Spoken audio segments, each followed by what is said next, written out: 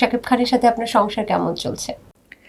বললাম না আবার যে আমি ডোন্ট ক্রস মাই ফ্যামিলি জায়গা। আমি একটা গণ্ডি রেখে দিয়েছি। আমি শাহরুখ শুধু খানকে এটুকু পছন্দ জানতে করি। চাই যে শাকিব অপু কি একসাথে থাকছেন না? আমি আমার কথা হচ্ছে যে আমি আসলে আর ব্যক্তি কোনো কথাই বলতে চাই না। এখন আমাকে এই যে আমি এমন এত সুন্দর করে সেজে এসেছি, এত সুন্দর ড্রেস পরেছি, একজন চিত্রনায়িকা, তাই না?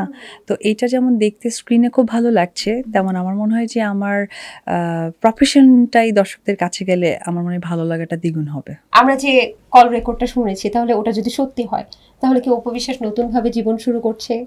অপু বিশ্বাস কি মুভ অন করছে? অনেক প্রশ্ন কিন্তু চলে আসে। নাকি অপু বিশ্বাস জয়ের কোনো ভাই বোন নিয়ে আসছে? এটাও কিন্তু আমরা শুনেছি। কোনটা সত্য? এই বিষয়গুলো নিয়ে আমার ওইরকম কোনো নাই, মাথা ব্যথাই নেই। বা ওইটা নিয়ে আমি আসলে খুব একটা কথা বাড়াতেও চাই না। আমি নিজেও জানতে চাই না, আমি জানাতেও চাই না। ঠিক আছে, আমরা বাদ দিলাম। তবে আমরা শুনেছি গোপন সূত্রের খবর, গুঞ্জন গুঞ্জন শুনেছি অপু বিশ্বাস নাকি প্রেমে পড়েছে। না, বললাম না এটা একটা ম্যাচুরিটির ব্যাপার। প্রেম-টেমে তো একটা সীমা থাকে। আর আমি বিগত দিনগুলো তো আপনি দেখেছেন যে আমি হয়তোবা ওইরকমই একজন আর্টিস্ট। প্রেম বা এই বিষয়ে খুব একটা আহামরি কিছু ঝামেলা আমার হয়নি। সো আমি অনেক বেশি ম্যাচুরড। এর মধ্যে আর কখনো প্রেম আসেনি বা ভবিষ্যতেও আসবে না এমন? ভবিষ্যতের বিষয়টা আসলে বলা মুশকিল। কারণ ভবিষ্যৎ আমি আপনি বেঁচে থাকবো কিনা তাই জানি না। যেমন মাইলস্টোনের বিষয়টা, বাচ্চাগুলো তো বাবা-মাকে বলেই চলে গেলেন, "আমি এসে খাবো।" আসতে কিন্তু পারেনি। সো এটাকে ভবিষ্যৎ বলা হয়। ওই বিষয় নিয়ে আমি কোনো মন্তব্য নেই। তবে রাইট নাও এসব বিষয় নিয়ে আমি একদমই না। আচ্ছা, গত বছর একটা স্ট্যাটাসে এরকম দেখেছিলাম যে আপনি লিখেছেন, আব্রাহাম না থাকলে আমার যোগ্য বলেই মনে করতাম না তাকে।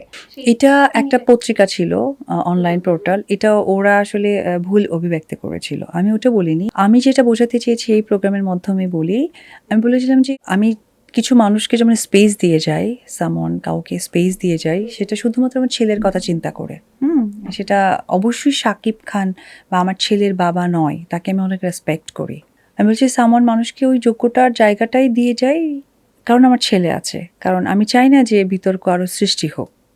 এটা আসলে মানে ওয়ার্ডটাকে নিয়ে অনেক কিছু বানিয়ে ফেলেছে সারমর্ম। এই মানে আছে ওটা কলিকাতাও বানিয়েছে, কক্সবাজার বানিয়েছে, কমলাপুরও বানিয়েছে। ওয়ার্ডটা পেয়েছে শুধু অপু বিশ্বাসকে দেখা যায় ঘন ঘন ব্রাইডাল শুট করতে। আচ্ছা, আপনি জীবনে কতবার ব্রাইডাল হয়েছে?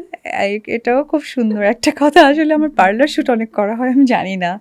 অনেক হবে, অসংখ্য হবে। এমন কোনো কালার আছে যে এখনো পরেন নাই? না, শাড়ি, লেহেঙ্গা, তারপর সব। হচ্ছে হিন্দু ব্রাইড, মুসলিম ব্রাইড, কি বাকি আছে আমাকে বলুন তো? এঙ্গেজমেন্টের শুট হোয়াইট কালার পরা হয়, অনেক করেছি। আসলে বাকি আনুমানিক নেই। 3000? ওইভাবে গুনে দেখিনি আপু, তবে অনেক করা হয়েছে। বাহ, সামনে আরো বেশ কিছু ব্রাইডাল শুট আছে।